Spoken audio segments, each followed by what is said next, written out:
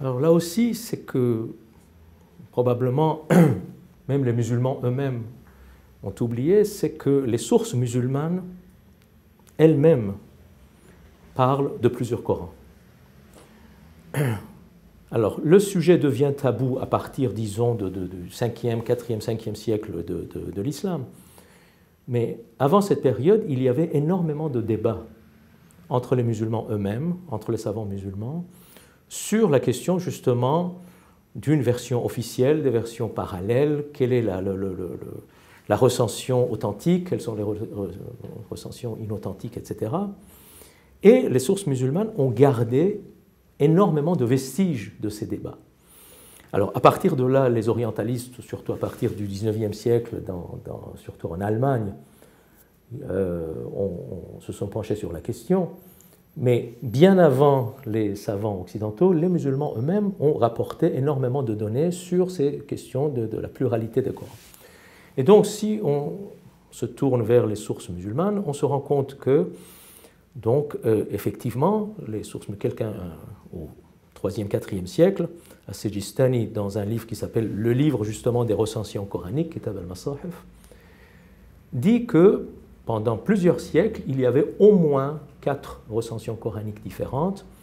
Donc il y avait la recension officielle que les musulmans ont appelée la recension du calife Osman, le 3e calife, mais il y avait également d'autres compagnons du prophète qui détenaient d'autres recensions coraniques, d'autres codex, ça s'appelle comme ça, des mushaf en arabe, d'autres codex coraniques.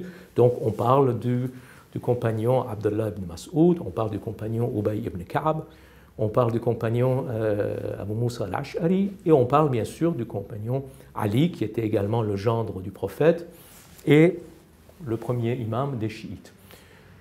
Et donc, selon les sources musulmanes elles-mêmes, ces compagnons détenaient leur propre codex coranique, qui étaient différentes dans leur forme et dans leur contenu. Les sources musulmanes elles-mêmes disent, par exemple, que le codex, la recension de Ubay, et là je parle des sources sunnites, la recension de Ubay contenait 2 sourates, je ne parle pas de versets, 2 sourates entières, ce sont des sourates courtes mais quand même des sourates, surat al-Haft et surat al-Khal', donc 2 sourates que contenait la recension de Ubay, mais qu'on ne trouve pas dans la recension officielle. Dans le sens contraire, dans le sens inverse, la recension de Abdullah ibn Mas'ud, autre compagnon du prophète extrêmement respecté par les sunnites, selon Ibn Mas'ud, la première sourate et les 2 dernières sourates de la version officielle, c'est-à-dire la sourate numéro 1 et les sourates numéro 113 et 114, selon Ibn Mas'ud et selon les sources musulmanes, ces 3 sourates ne font pas partie du Coran. Ce ne sont pas des révélations divines, ce sont des prières du prophète, donc d'origine humaine, et donc dans la recension coranique d'Ibn Mas'ud, probablement on ne trouvait pas ces 3 sourates, la première et les 2 dernières. Donc vous voyez, il y avait énormément de débats, et bien sûr, là où le débat était le plus houleux, et nous avons des données extrêmement nombreuses, ce sont les sources chiites, pour qui donc la recension coranique de Ali était une recension la plus complète et qui était extrêmement différente de la recension officielle. Alors donc les chiites prétendaient que pratiquement le 2/3 du Coran originel a été supprimé par le pouvoir omeyyade, mais la question de si on a enlevé ou pas des parties du Coran, on ne les trouve pas seulement dans les sources chiites, on les trouve également dans les sources sunnites. Je vous ai déjà dit que, selon les sources sunnites, la recension coranique de Ubay contenait 2 sourates, 2 chapitres entiers qui n'ont pas été retenus dans la version officielle. Mais il y a une discussion entre le fils de Omar, Abdullah ibn Omar, donc le fils du 2e calife, et le 3e calife, qui est présenté comme étant celui qui a mis sur pied la version officielle, où le calife demande donc au fils de son prédécesseur, il dit, bon, je vais réunir tout le Coran, et le fils d'Omar dit, personne ne peut prétendre pouvoir réunir tout le Coran, parce que tout le Coran est perdu. Il y a d'énormes parties qui ont été perdues. Et donc on ne peut réunir que ce qu'il en reste. Donc ce genre de témoignages, nous en avons également un grand nombre dans les ouvrages sunnites. Donc là aussi, je disais au début qu'il y avait des débats autour du contenu du Coran pendant les 3 premiers siècles. Bon, les plus nombreux et les plus virulents, on les trouve dans les sources chiites, mais également dans les sources sunnites, nous avons des témoignages qui parlent de la perte des parties du Coran.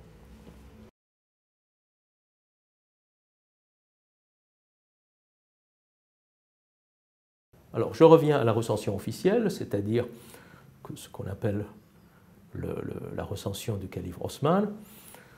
Donc, dans la tradition islamique, ce Coran a été établi donc, dans les années 30-40 de l'Hégire, donc très tôt après la mort du prophète, sous le califat donc, du 3e calife, 3e successeur de Mohammed, Osman.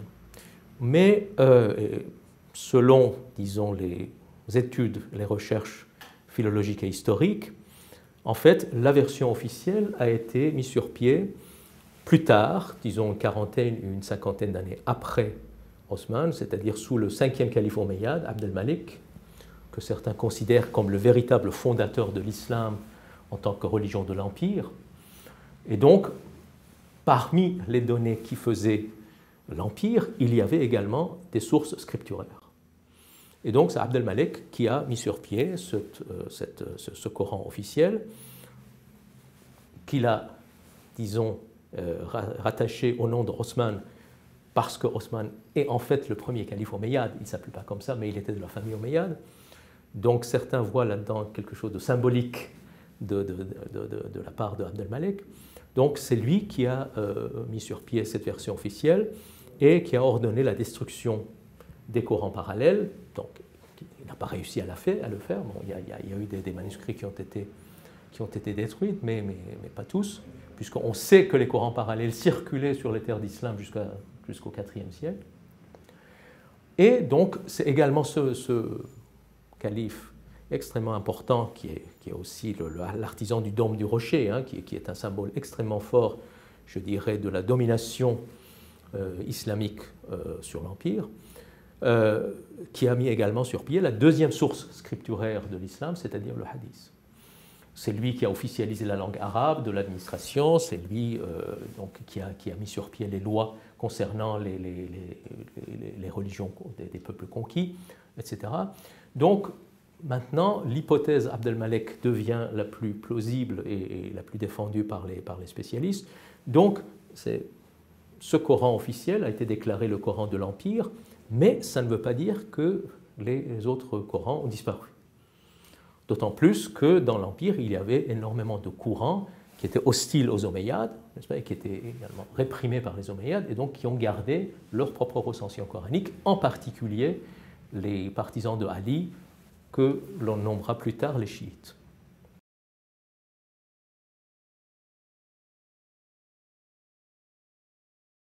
Le Coran a-t-il été utilisé comme instrument politique, comme instrument, je dirais, de pouvoir. C'est-à-dire, je viens de dire que, peut-être, probablement, c'est sous le calife Abd al-Malik que le Coran officiel a été élaboré. Nous sommes à une époque encore très ancienne. Nous sommes dans les années 80 de l'Hégire, donc encore au 1er siècle de l'Hégire, et une trentaine d'années après le calife Osman, et donc une soixantaine d'années après la mort du prophète. Donc nous sommes à une époque ancienne. Mais il faut savoir qu'entre-temps, il y a des événements qui sont arrivés et qui ont changé, je dirais, pas seulement la géographie et l'histoire de la région, mais quelque part l'histoire mondiale.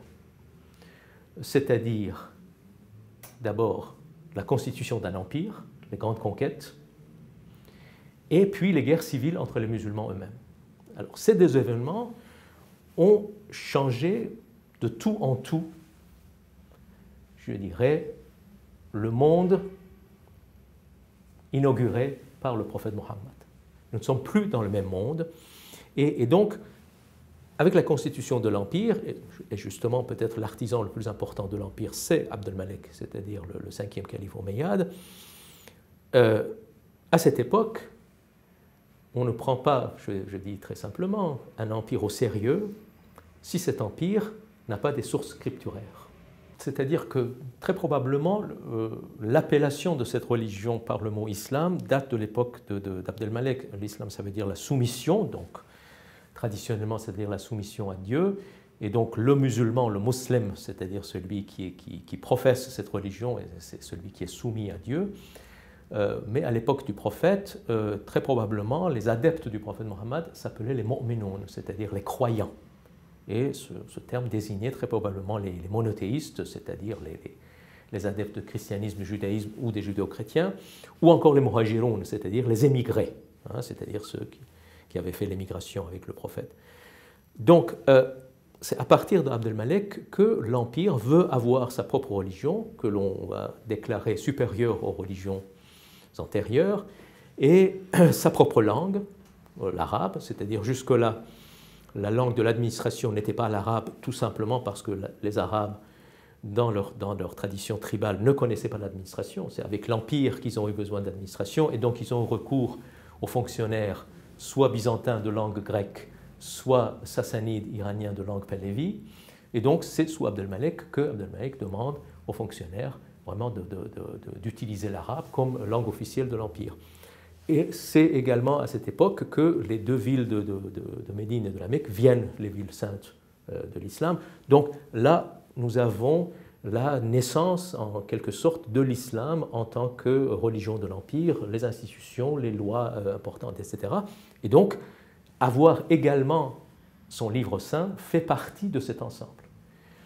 Donc c'est à partir de là que, si vous voulez, le Coran officiel, qui élimine en même temps les Corans parallèles, c'est une sorte de garantie comme une sorte de document officiel de l'Empire.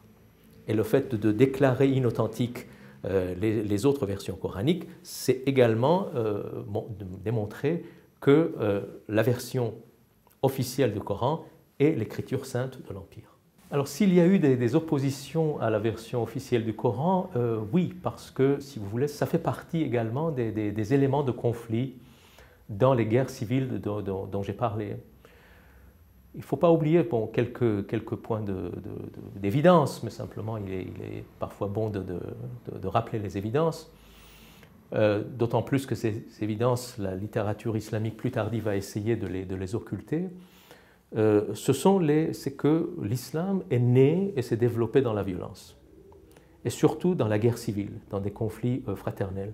Je vais vous donner quelques exemples de ces guerres civiles. Déjà, pendant la dernière année de la vie du prophète, les batailles du prophète se dirigent majoritairement contre sa propre famille, sa propre tribu de Quraysh. Et là, nous sommes, disons, entre parents, entre cousins, entre frères. Le prophète meurt, selon certaines versions, empoisonné, mais ce sont des versions un peu rares. Arrive le premier calife, où éclatent ce qu'on appelle les premières guerres d'apostasie. Bon, le terme est un peu anachronique parce que l'islam n'est pas encore formé en tant que religion pour qu'on puisse faire acte d'apostasie, mais simplement beaucoup de tribus arabes veulent revenir à leur religion ancestrale après la mort du prophète, et le premier calife essaie de les en dissuader, ce qui aboutit à des guerres absolument féroces. Le deuxième calife, Omar, est l'artisan des grandes conquêtes. Il meurt assassiné, selon la tradition, par un esclave persan. Troisième calife, Osman, première grande guerre civile. Osman meurt assassiné. Quatrième calife, Ali, 5 ans de règne, 3 guerres civiles absolument atroces, encore une fois, entre les musulmans eux-mêmes, contre la bataille du chameau contre la veuve du prophète Aïcha et 2 des compagnons, la bataille de Siffin contre les Omeyyades, la bataille de Nahrawan contre ses anciens amis devenus ses ennemis, les Kharijites. Ali est également assassiné, commence la dynastie Omeyyade, qui réprime extrêmement violemment les opposants, qui sont surtout les partisans de Ali, les Alides et puis les chiites, presque un peu moins d'un siècle. Le cycle sanglant des révoltes armées et des répressions continue jusqu'à la fin de la dynastie omeyyade, qui se termine par une révolution sanglante, l'arrivée de la deuxième dynastie de l'islam, les Abbassides, donc après une révolution sanglante, et le cycle des répressions et des révoltes armées continue, et nous sommes au IVe siècle de l'Hégire. Donc l'islam est né dans cette atmosphère de guerre sanglante, et bien sûr, ces textes sacrés sont nés également dans cette ambiance, c'est-à-dire le Coran et le Hadith, et il est tout à fait normal pour l'historien que ces événements extrêmement importants ont eu leur influence dans la constitution, dans la rédaction de ces Corans. Et il faut savoir que donc ces différentes factions avaient également, et surtout les chiites, avaient également leur version du Coran. Et c'est là, si vous voulez, que les critiques, c'est pour cette raison que les critiques chiites à l'égard de la version officielle sont les plus nombreuses et les plus virulentes, c'est que selon les chiites, la version officielle du Coran, la version de l'Empire, est une version omeyyade de la révélation, où ont été supprimés tous les versets qui avaient rapport avec le prophète, avec sa famille, avec Ali. Donc pour les chiites, le Coran originel, authentique, qui était 3 fois plus volumineux que le Coran que l'on connaît, contenait énormément de données sur le prophète Mohammed, sur sa famille, sur ses ennemis, sur ses adeptes, etc. Et donc ceux qui connaissent le Coran savent que dans la version que l'on connaît, il n'en est rien. C'est-à-dire le prophète lui-même est cité en tout et pour tout 4 ou 5 fois, et puis aucune mention de sa famille, aucune mention de ses ennemis, de ses amis, etc.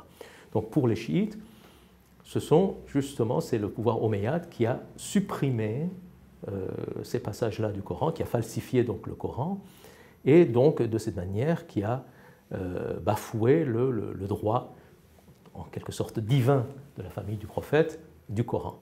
Et donc c'est surtout dans les milieux chiites que l'on trouve une opposition extrêmement virulente à l'égard de ce Coran officiel. Et là, ce sont des choses qui continuent jusqu'au IIIe, IVe siècle. Là, pour des raisons historiques que j'ai assez longuement étudiées dans mes travaux, les chiites vont s'autocensurer, en quelque sorte, vont abandonner la thèse de la falsification du Coran et vont également accepter la même version du Coran que les sunnites. Donc à partir de ce IVe siècle de l'Hégire, c'est-à-dire 10e de l'ère chrétienne, les musulmans ont tous un même Coran, et ça jusqu'à maintenant.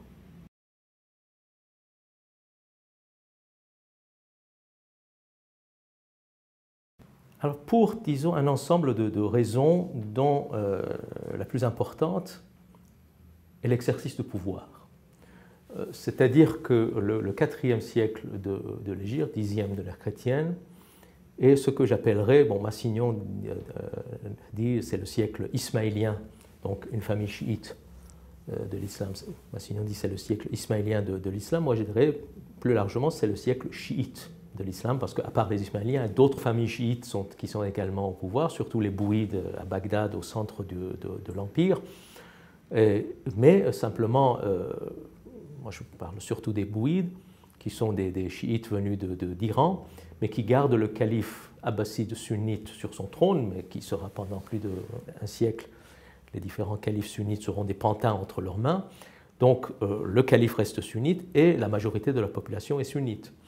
Donc les bouyides sont obligés, en quelque sorte, et surtout les théologiens qui les entourent, sont obligés d'arrondir les angles, d'essayer d'atténuer tout ce qui est trop chiite, et en particulier la question de la falsification du Coran. D'autant plus que dans la famille qui va devenir majoritaire dans le chiisme, c'est-à-dire dans le chiisme duodécimain, à 12 imams, c'est également la fin de la période des imams historiques.